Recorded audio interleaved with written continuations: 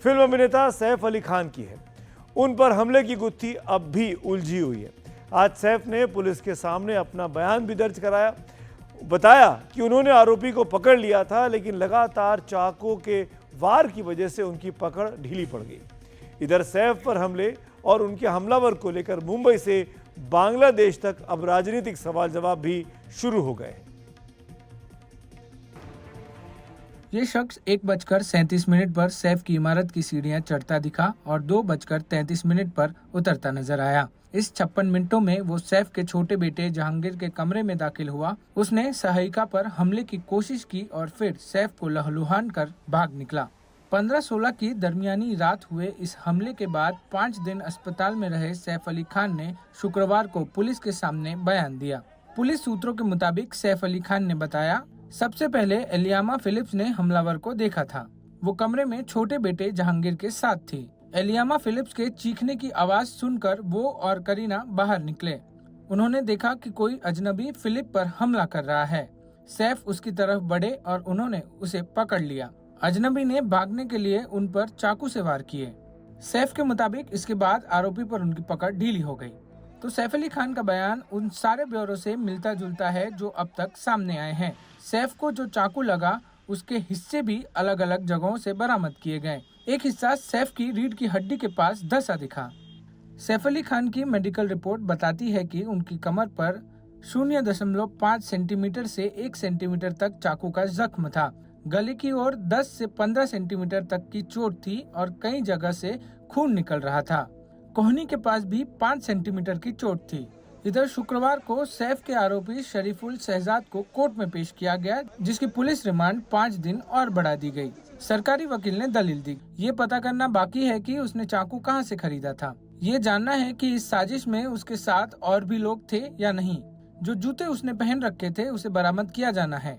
Already उन्होंने जो weapon है वो रिकवर कर लिया गया है और उनके जो क्लोथ्स है वो भी रिकवर कर लिए गए और जो फॉरेंसिक को जो भेजना चाहिए था उनको उन्होंने वो सारी चीजें सेंड कर दी है। लेकिन जो इन्वेस्टिगेशन के पॉइंट ऑफ व्यू से जो पुलिस कस्टडी मिलनी चाहिए थी, आज कोई सफिशिएंट रीजन नहीं था पुलिस कस्टडी मिलने के लिए, क्योंकि ऑलरेडी मैंने एक पॉइंट रेज किया है कि वेपन रिकवर एक्यूज की presence is not required because if custody is when required when the accused need to be shown something, but already the investigation has been done by the police officer. वो बंदा है ही नहीं उसमें, सीधा सीधा आप भी देख सकते हो फोटो से पता चलता। हालांकि शहजाद के वकील ने पुलिस हिरासत बढ़ाए जाने का विरोध किया। उन्होंने कहा कि सीसीटीवी फुटेज में दिख रहा शख्स कोई और है, उनका चेहरा शहजाद से नहीं मिलता। उधर शुक्रवार को एनडीटीवी के साथ शरीफुल शहजाद के पिता ने बांग्लादेश से बात की। दोनों हैरान हैं कि उनके बेटे को इस मामले में कैसे गिरफ्तार कर लिया गया। पिता ने यहां तक अंदेशा जता दिया कि कहीं इसका वास्ता इस बात से तो नहीं है कि वो बीएनपी के समर्थक रहे हैं, यानी ये राजनीतिक उत्पीड़न है जिसकी वो शिकायत कर सकते हैं। हम बीएनपी पार्टी से जुड़े होने के कारण वहाँ के स्थानीय लोग हमसे नाराज थे। मेरा लड़का घर पर अच्छे से रह रहा था, लेकिन 7 जनवरी 2024 के बाद मुझे कहने लगा कि हम यहाँ नहीं रह पाएंगे और उसके बाद वो कहाँ गया हमें नहीं पता था। बाद में हमें सुनने में आया कि वो भारत में है। इस घटना में वो जुड़ा है कि नहीं हमें नहीं पता।